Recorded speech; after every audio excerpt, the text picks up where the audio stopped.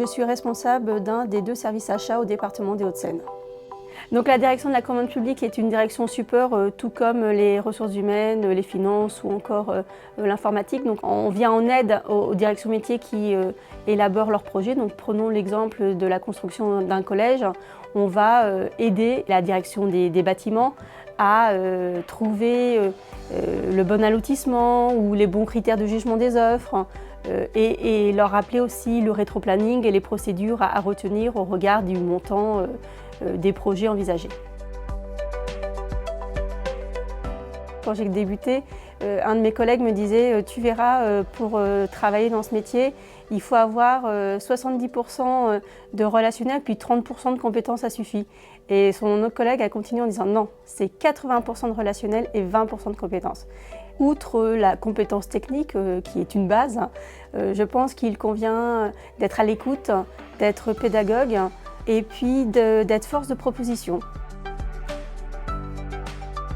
Comme on parle de passation de marché et d'exécution de marché, on est plutôt au mois, voire à l'année, puisqu'on débute par la programmation des marchés, toute la démarche achat avec le sourcing, le benchmark, la passation proprement dite, c'est-à-dire la rédaction des pièces et les échanges avec les candidats, puis après toute la partie analyse et attribution du marché. On raisonne plutôt à 6 mois.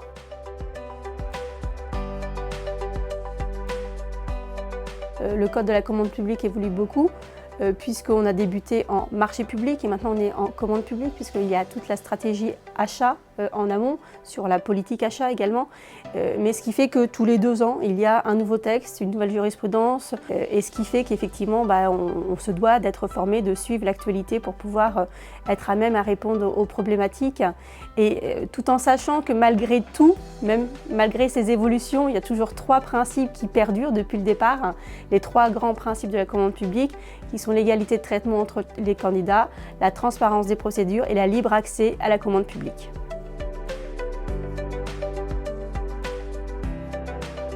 On travaille avec les directions métiers qui ont des projets, que ce soit la reconstruction d'une route ou la réhabilitation d'un collège. Donc effectivement, pour pouvoir faire ce projet, il convient de travailler main dans la main avec les directions métiers. Ensuite, on a aussi des relations en externe, alors non pas avec les usagers, puisqu'effectivement on est une direction support, mais avec les opérateurs économiques, avec les candidats, lorsqu'ils nous envoient des questions, qu'ils nous appellent pour savoir où en est la procédure.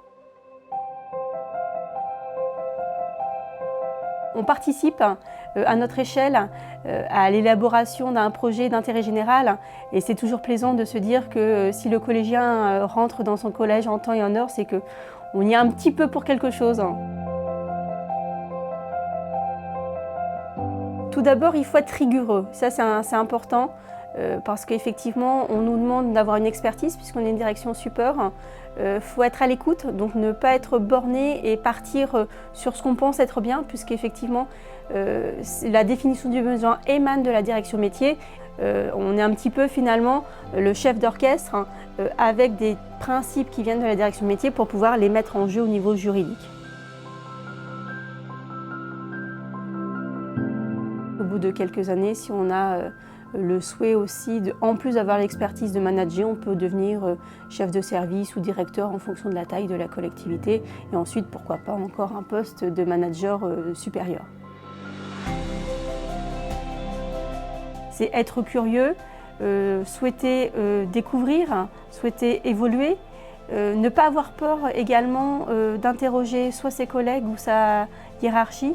C'est pas parce qu'on a appris dans les livres justement, dans la vraie vie, c'est parfois différent. Donc ne pas hésiter à poser des questions et on travaille toujours mieux en équipe. Une devise, ça serait toujours rester positif et puis se dire que on participe à l'intérêt général et je pense que c'est vraiment le cœur de notre métier.